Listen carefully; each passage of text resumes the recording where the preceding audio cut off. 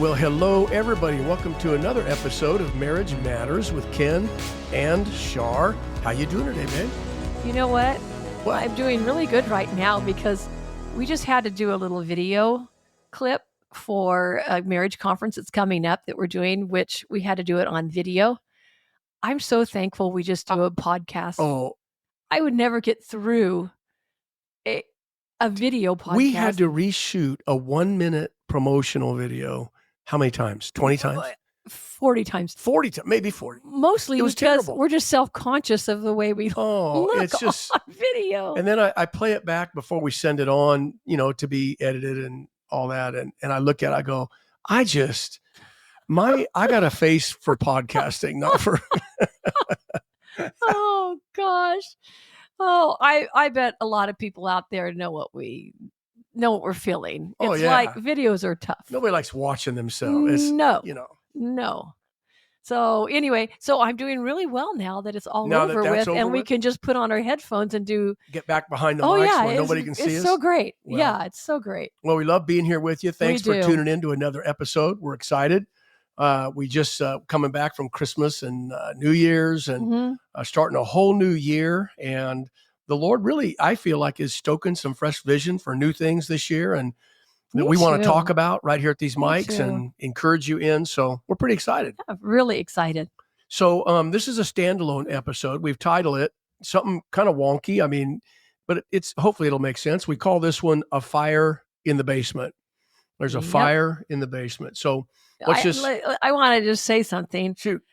So when we were with a couple, years and years ago, sitting there talking to them, and their marriage was not doing well, and I was praying for them. I felt like the Lord gave me this kind of this analogy of, do you not realize that there is fire? This in their marriage, it was fire in the basement, Full blown. coming yeah. up the stairs, if not already upstairs, and they both were ignoring it. Yeah. And it's going to consume I think their we home. actually told them, look, guys, your house is on fire. Yeah. This is like And you're not moving. fire. You're not moving outside. And they could not No. seem to grasp that. And it made me sad to think that people live under that every day, year after year. And I don't know if they're paralyzed to do anything about it or they're just ignoring it. Well, I don't know. I think that's the great tragedy, isn't it, babe? That there's been puffs of smoke coming up for years. Marriages Right. don't dissolve overnight. No, they don't. They don't do that. There's a process, and nobody marries thinking, okay, if I get a couple good years out of this, I'm good. They get married for life, but eventually smoke starts puffing up from the basement. And if they don't pay attention Right. and do the things that need to be done to keep a marriage fresh and growing and thriving, then the ruin can become great. Pretty soon that little ember bursts into It erupts. a great flame. Yep. And consumes everything. Exactly right. And we've seen it far too often. Yes. So this is us trying to get way upstream from that and just kind of offering a little warning, maybe giving you some ideas of what smoke looks like in a marriage. Well, because we've gone through this. Yes. We've been smelling the smoke and we're ignoring it, saying, is that really smoke? I don't know. Right. And then pretty soon you realize, there's some things we need to take care of. Absolutely. We need to put it out. And one thing I know, just as we're talking right now, I know there's people listening. There's smoke. Mm-hmm. There's smoke. And they've seen it for a while. Months, maybe years, and have done very little to extinguish it and try to fix the problem. Yeah. And so hopefully this is just a couple voices coming into your life to encourage you. If that's you, if that's true, then be careful of ignoring it, because that little ember that you think you can deal with and manage can become unmanageable at a point. Well, and I think that it could go on years and years and years, and you just think, oh, it's not that big of a deal, until one day it's a big deal. Yeah. So I'm excited about this episode. I think it's going to be encouraging for the new year. It's not heavy-handed. No. It's not browbeating. It's just a bit of an encouragement that, and there's always smoke. Right. I mean, when things aren't healthy, thank the Lord, you feel it. There's puffs of smoke. The Lord begins to even bring conviction, and the believer should begin to feel at some unease about where that marriage union is in terms of its health. So that's happened to us so many times where we have to course correct and seek the Lord and talk through it, right? Yep. And often make subtle and sometimes not so subtle changes in how we're doing business, right? Before it gets too big and it's unmanageable and it starts destroying. Yeah. So, over and over again, by the way, the Bible speaks to this propensity that mankind has to ignore, right? The smoke signals that are rising up from our lives and particularly our marriages. In the Song of Solomon, which is really a song about love, it's a story of love. It's very tender. I'd love to do a few episodes on Song of Solomon one day. I would love that. But in this kind of song of love, there's a point where it says, "Oh, my dove, in the clefts of the rock, in the secret places of the cliff, let me see your face." And there's just such passion here for each other. "Let me hear your voice, for your voice is sweet and your face is lovely. Catch," and then this little line comes, and it's in Song of Solomon, chapter 2, verse 15. "Catch us the foxes, the little foxes that spoil the vines, for our vines have tender grapes." It's really interesting. The vines they're talking about are the bonds of their love for each other, their passion, desire for each other. And the little foxes are just those little things that if they're ignored, they'll bring ruin to the vines, to their love, right? Right. And so you have there, in a real poetic way, kind of a warning that it's the little things, the little puffs of smoke that you think you see, right? That need to alarm married couples, right? And they need to do something about it while they're just a little fox, because later on in Psalm 80, verse 13, it speaks about the tenderness of the vines of love again. It's going to mention the fields and vines. It's really about the love between God and Israel here. But it says, the wild boar out of the woods uproots that love, and the wild beast of the fields devours it. So again, there's a warning concerning the love between God and Israel. Don't ignore these little foxes have turned to great big wild boars that have the ability to completely uproot it. So I know we're mixing metaphors from fire to wildlife here, foxes and boars, but the point is, it doesn't come to ruin a vineyard, a house doesn't burn to the ground, a vineyard isn't uprooted overnight. Right. And I think that is the big point here, is that this doesn't happen overnight. Right. And even thinking that you can correct it overnight is impossible too. It takes a little bit of time. It's a little bit of time. Yep. So, and I think of so many examples in the Bible. Again, I was thinking Cain and Abel. I mean, it went south with Cain pretty fast. He ignored God's mandate to bring an offering of blood. He brought something from the field, and the Lord graciously and tenderly pursued him when his countenance had fallen and gave him a warning. Right. Said, if you do right, your countenance will raise.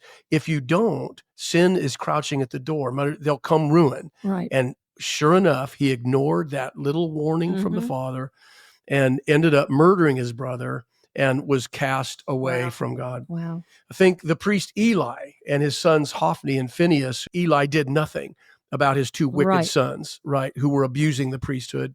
He did nothing, and the ruin of that family was tragic. You read about that in 1 Samuel chapter 2. And then I thought of King David even. I know. The one we after all love God's heart, right? King David, and the downfall of his family, not to mention the Bathsheba and her husband Uriah incident, but there was a great downfall in the family because Amnon, his son, had raped his own half-sister Tamar, and David, there's no record of David doing anything to his son to correct that problem or to deal with that problem at all. He got completely away with it, and Tamar's full brother Absalom began to resent the lapse in David's life where he just allowed that his sister to be raped and did nothing. And eventually Absalom's hatred for his dad grows to the point where he puts an army together and tries to take the throne from his own father. And it shows you those little things. Well, that was a big thing, but little things or big things that we don't take care of, and they grow to something that's this full destruction. This is why there's a great kind of indicator of what a propensity we have to this ignoring, this suppressing what we know needs to get done and how we need to be responding, but we just don't. Why do we do that? It's in our fault. It's a part of our fallen nature, no doubt. Is it just procrastination or denial? Well, it's a whole lot of both. Or just that we don't want to, or sometimes laziness, act like it's there. Yeah. I mean, listen to Romans 1, verse 18. It's a familiar verse. For the wrath of God's revealed from heaven against all ungodliness and unrighteousness of men. And then it says this, who suppress the truth in unrighteousness, because the what may be known of God has been manifested in them, for God has already shown it to them. For since the creation of the world, his invisible attributes are clearly seen, being understood by the works that have been made, even his eternal power and Godhead, so that they're without excuse. So one of the great downfalls of man, again, is knowing truth, but to suppress means to hold it down or push it down. And you know what? I know that we all see the same things. Some people will act on it and some people won't. And I know sometimes when I see things, I just want to ignore it. It's like, and I know it's not going to just go away, but I don't want to deal with it. Right. And I think that's how it is sometimes in marriage. We see some things, but we don't have the energy, or we don't think we have the time, or we don't think that we don't care enough, or we don't think that anything's ever going to change. Right. So yeah. We get exasperated. So I think we're all in the same boat. What we've discovered is that mankind, at least our fallen nature, finds it pretty easy to suppress truth that we know. Things revealed. Right. We have a way of ignoring them. And in a married life, we're playing with ruin when we ignore the little puffs of smoke that are coming out of our basement. That means somewhere way down below, there's trouble. And if it's ignored, it can eventually bring great ruin and consume our whole house, right? So let's talk about the smoke. Yeah? Yeah, let's do it. So what does smoke look like? When we say smoke in a marriage, indicating something going on in the basement, way down deep, what are some of the signs that there's trouble down below? Number one, we're going to list 5 things for you and just talk about them real quick. Number one, and make note of these, because I think all of these have crept around. When I was doing this, I thought, man, my heart has at least felt this stuff before, right? So number one, a decline in spiritual appetite and habits. This would be that marriage that just is no longer passionate about seeking the Lord. No one is in the Word of God, discovering new things in the Lord from his Word. Nobody's excited about the worship of God and serving God. Or what I hear, and probably felt this way in my own heart sometimes, you know what? I've walked with the Lord a long time. I already know most things. I'm just taking it easy right now. Yeah.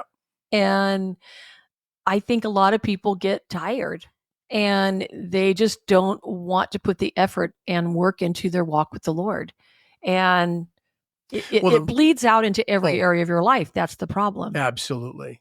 Well, the reason this is problem number one is truthfully, the couples that we've seen, would you agree, babe, that they're really in trouble? It's not that their marriage is in trouble. It's that their walk with the Lord has been in trouble. Right. And because of an unhealthy relationship with Jesus, at least one of them. Yeah.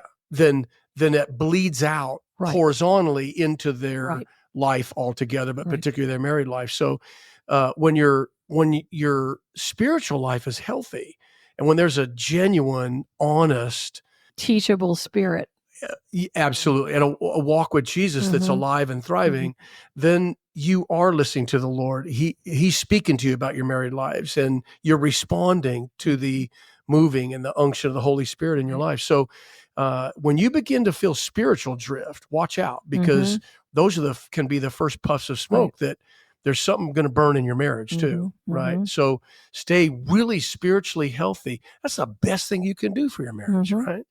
Number two, an inability to resolve even simple conflicts or irritations. This is where two people just give up making peace. They're just done. And I've been there. I'm not saying I'm sorry I've been there. anymore. I just, I'm not going to eat the cheese anymore. I'm not going to, right? I'm going to hold my own now, right? Yep. And nobody is laboring to make peace. And so every irritation brings greater division and separation. Right. And even it's the small things.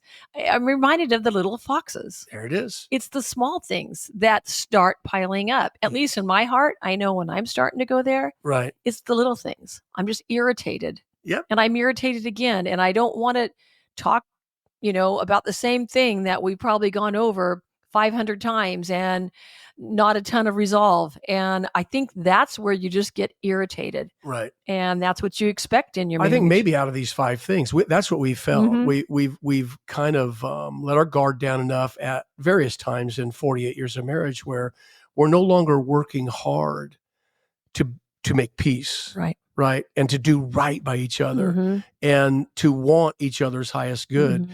We just draw a line in the sand somewhere and say, yeah, that's it. And we're now tripping constantly over small irritations that we used to be able to get over so quickly. Right. That's a bad signal. That's little puffs of black smoke coming up from the basement. We felt it many times. At least I have, I know, but usually I can always trace it back to what we don't spend enough time together, or we're too busy in this area, or we're lazy. And I can always trace it back to something that we ourselves have put things in our life that shouldn't be there, or we're not taking the time that we need to be together and in our marriage. So, but sometimes I'm tired and I don't want to. Yeah. I think that we're all just human and we get there, but we can't stay there. So that's 2 really common puffs of smoke mm-hmm. that come up when something is burning down below. One, a decline in spiritual mm-hmm. appetite mm-hmm. between a couple and habits in the Lord. The other is an inability or unwillingness, I guess, to resolve even simple little conflicts and irritations. 3 is really important. That's just common drift. I mean, how many times have people we've talked to sat here in our home and needed help and said, we just have drifted apart. Right. Mm-hmm. Now, there's drift there when there's greater passion and desire for other things like hobbies, careers, passion for your children, mm-hmm. Or entertainment, mm-hmm. right? When there's a greater passion for something else than for my wife and a closeness and intimacy with her or she with me, that's a sign of trouble. Mm-hmm. When a man prizes his career, his status, his bank account, or a woman, her children or grandchildren more than her husband, those are signaling an unhealthy situation in your married life. Right. And if it's not corrected, those things themselves can become the ruin mm-hmm. of that relationship. So that's one of the ways that you can identify drift. Another way is bitterness and unforgiveness over past wounds. You just cannot seem to get past a past wound that you incurred. And there's just a deep seed of bitterness and resentment that has grown in your heart. And it's there. That's the thing. Yep. We know it's there. It's that smoke in the basement. Yep. And you're all acting like the elephant isn't in the room. Yeah. It's there. Yep. And it has to be dealt with. I think that a lot of couples that we see, they know it's there and they really just don't know what to do about it. Yeah. Maybe they've gone there many, many, many times. Right. You're right. Maybe they just don't have the tools and they don't, at that point in time. Right. And they just don't have the energy to go over it again, thinking that nothing will ever change. Right. And I think that's where a lot of people get to. Yeah. And they get exasperated and tired. And then the problem is bitterness and unforgiveness starts creeping in and resentment. That's what we don't want to happen. Yeah. In a minute, we're going to give you some solutions here, but I want to talk about 2 more mm-hmm. smoke signals that commonly rise up in a marriage. We've talked about a decline in spiritual mm-hmm. appetite and habits, an inability to resolve even simple conflicts and irritations, drift, meaning greater passion for other things than our married life, 2, bitterness and unforgiveness, and 3, a lack of marital intimacy, where they just give up on that really special, mm-hmm. unique part of a married life that God designed for our enjoyment and to bring closeness, unique closeness. Right. We have that with no one else on the Mhm. planet but each other. So that's how you identify drift being a problem there. Mhm. Now, two more issues. One, and this one I think is really, I think, important and a little bit frightening. And I don't think that we've ever really spoken on this No. before. I call it a quiet but ongoing curiosity or preoccupation with the thought of singleness Mhm. or maybe even another partner. Mhm. I want to read that again. This is a big puff of smoke, guys. This is when you find your mind and your heart and your imagination wandering off into a curiosity that can quickly evolve into a preoccupation with the thought of being single again Mhm. or possibly even another partner. Right. Man, I've talked to so many men that they're now caught in a cycle of fantasies about, gosh, what would it be like to not have a wife and 4 children Mhm. and a mortgage payment? And they begin to almost covet that, what they think that life Right. would bring to them, you What know? they used to have, Yeah. Yeah. Great point. thinking it was so wonderful. Yeah. Mhm. Yeah. So again, a quiet, ongoing curiosity or preoccupation with the thought of singleness, being single again, or another partner. So our point there is, if even as we say that, you realize, well, that's me. Those thoughts have been invading my heart Mhm. now for some time. When I go to bed at night, those are fantasies that Right. I begin to entertain and run around in my mind. Oh, dear one, you're right on the edge of a great fire. Mhm. There is smoke now rising up quickly from your basement, Right. and you're going to need to arrest those thoughts and Right. that fantasy quickly, right? And the best way to do that is get help and Yep. Be accountable. Yep, that's part of the Mhm. solutions we're about ready to That's get true. to. And then fifthly, by the way, in the way of identifying certain smoke, uh, your spouse's persistent concern over the marriage. Okay, what do we mean by that? It's the voice of your marriage partner constantly trying to get you to pay attention, Mhm. and you just keep blowing it off. You know, I think this is more of a woman thing and it turns into nagging, or Okay. it's perceived as nagging, Okay. and then a huge discontentment in the woman's life. So do you think, maybe from our experience, would you say that men seem to be a bit more inclined than women to not listen to that? Right. And I think the reason is, correct me if I'm wrong, since I'm just a woman and you're the man, but I think that they are more easily content with the way things are, even if it's not great, but Yeah. they're just content with Yeah. the way things are. Women, on the most part, I don't want to Yeah, overgeneralize, correct. but they are always striving for better. They seem to want, particularly in that marriage relationship, they Especially seem to in the want more. marriage relationship. And I think a lot has to do with their desire for their husband and that intimacy that they so greatly need, Mm. more than a man needs. That's And what the word says. Your desire shall be Right. for your husband. and I know in my life, I want a relationship with you. Mhm. I don't want just to be married and two little people getting along well, but Business partners. each of us doing our own thing, which, you know what, some marriages I see they're that way. Yeah. I'm not like that. I want to be in every part of your life, which I know drives you probably crazy.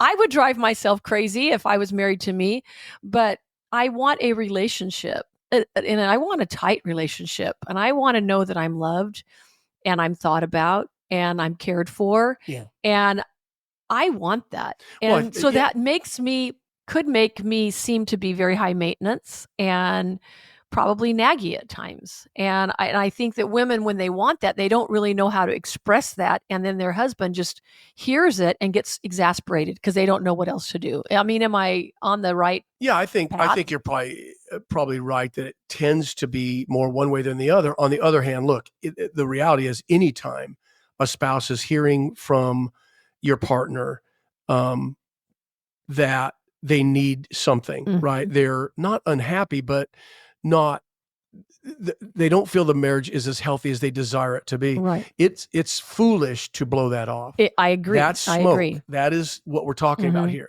that smoke rising up from the basement, right? Whether it's me expressing concern with you or you with me, a wise person is going to listen to that and try to understand what they can do to up their game. Well, because then you're putting the other partner that is desiring more, you're putting them in a position where they might become bitter. Oh, yeah. And if you don't even listen and try. So I really think that that's a big one, that when you hear one absolutely keep when saying, they're saying, I has a persistent concern mm-hmm. over something mm-hmm. in the marriage. Good point. Okay, so what do we do? So here's what we've done so far. So if you're seeing smoke, mm-hmm. right, just by what we've just briefly shared with you there. Well, let me put this in. Yeah. None of these things are huge things. No. None of these things are really bad things that can happen in your marriage. I think we've felt a puff of each one of these. But everything that can destroy your marriage is starting here. Yeah. This is the starting point. And I think that's what we want to pay attention to, is the starting point, because it will become a big thing. Well, it's a little fox that pretty soon then the boars are running around loose in your ville and you're turning it all over. Yeah. Yeah. Okay, so what do? We're going to list 4 things for you here. Number 1, simple, and you knew it was coming. Look, you need to cry out to the Lord. Call on God. Jeremiah 33:3, one of my favorite verses. The Lord invites us. He petitions us. Call to me and I will answer you, he says, and I'll show you great and mighty things you do not know. I love that. Isn't that awesome? That is my favorite verse. I love it. One of my favorite verses, right? Because he promises to show me things I don't know. Yeah. And when I don't know what to do, well, that's what you had mentioned that earlier in the podcast, that sometimes you think the reason people kind of do nothing is because they're overwhelmed. They don't know what to do. But here we have this great invitation where the Lord's saying, I'll show you. Yeah. If you call. If you call on me, I'll show you. This is what the word says. If we draw near to the Lord, he draws near to us. Right. And we cannot encourage you, dear ones, enough that if you're seeing puffs of smoke, it's time to call on God. I was thinking not long ago, we went to a church and the pastor was teaching, and sometime he just said, when you don't know, just say, help me, Jesus. Right. And I went, not a bad prayer, right? It sounded so simple when he said it. Yeah. But it has stuck with me. This was about 4 weeks ago. And I was overwhelmed with some things during the holidays. I don't remember what it was now, but I remember just going, help me, Jesus. Help me, Jesus. And I went, oh, I think he hears that cry. I just went, all of a sudden, I felt a flood of peace and love come into my heart. Yeah. Because he's there to help me. Yeah.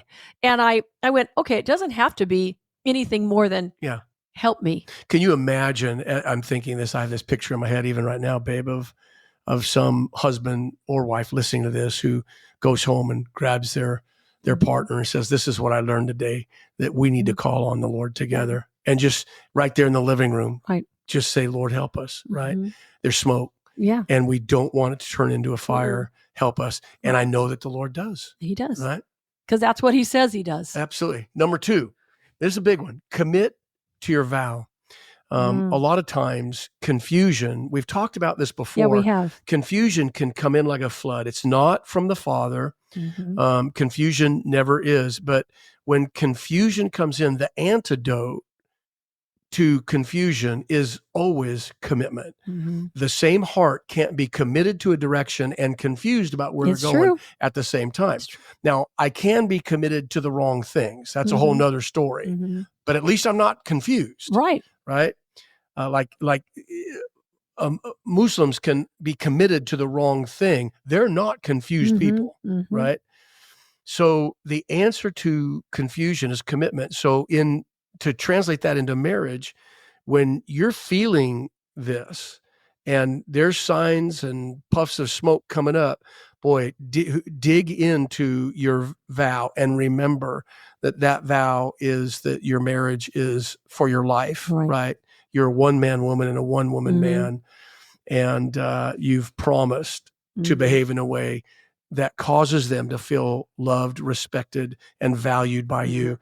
and you're going to do those things, right? So stay the course, in other words. So oftentimes there's that quick moment of reconnection and recommitment to a vow that we made nearly 48 years ago, right? So number 3, Charlene, you said it earlier, babe, get help. Yeah. Talk to somebody. It doesn't have to be a professional. Some may, but begin talking to a friend that you trust in the Lord. They have a healthy walk with God. They're people of wisdom, full of the Holy Spirit. And prayer. Yes. And begin to admit and share with them what's going on, and get them praying with you and for you as a couple and helping you. Maybe there is someone in your church. The church has a network of counselors. Many of them do, right? But find somebody that will speak wisdom, hope, and the word of God into your lives. Don't just suffer isolated out there. I agree. Right? Is the main thing. And then number 4, dude, roll your sleeves up and get ready for the hard work. And we say that all the time. This thing is work. And if it's declined to the point where there's an ember burning in your basement and smoke is beginning to rise up, it means you've got work to do. There's no magic bullet. Nope. There's not like a step ABC, quick, easy peasy fix. Oftentimes it's getting back to the hard work of powerfully, intentionally loving that marriage partner the way that you said you would do, whether that was 15 years ago or 21 years ago or 3 years ago. You promised them at their wedding that they could count on you to love them that way. It's time to roll your sleeves up and go to work. Right? Well, you know what I like about this is when I finally get to the point where I go, okay, I'm going to do the work that I need to do. Right. And I'm all in. I'm totally committed here. I'm going for it. It isn't quite as hard for me to be motivated after I get to that point. I'm a huge procrastinator. You wouldn't think so, but I am. That's what we talked about at the beginning of this episode. We suppress what we know. Right. And I procrastinate, and then all of a sudden I go, no, I'm committed. I'm here. I'm going for it. And then it's like, okay, it's like the Lord comes and just spurs me on at that point. When I finally get into you got the thing moving down the road. When I get into his ways and they're now my ways, then he's there to help me. Right. I'm not just trying to drum it up in my flesh. And I think that so many people go, I just don't have the energy to do this. I don't have the energy. I know it's going to go nowhere. Right. But when you finally get committed and say, okay, I'm going for it, and you just watch to see what God does. That's right. Because he meets you. And that's ultimately our encouragement. Yeah. Don't do nothing. Right. Again, think Hophni and Phineas and Eli, their dad, think Cain and Abel and King David. I mean, there's plenty of examples in Scripture of not being a doer, but a hearer only. In other words, the Lord reveals, but I don't respond. Well, we can look around enough to the people around us and see the people that do nothing and the devastation it causes. It might be in your family, in your extended family, and you look at, say, I don't want that. Right. But yet now we realize how easy it is to go there. So let's not do that. You go. Call on the Lord. You start seeing smoke, let's put it out. Help me, Jesus. All right. Help me, Jesus. I love that. I do too. Hey, we love you guys so much. Thank you so much for tuning in for this one. Hopefully it was encouraging. Right. Maybe put some pep in somebody's step, awakened somebody a little bit. I hope so. Anyway, we love being with you. Can't wait to be with you again next time here on Marriage Matters. God bless you guys. Bye-bye.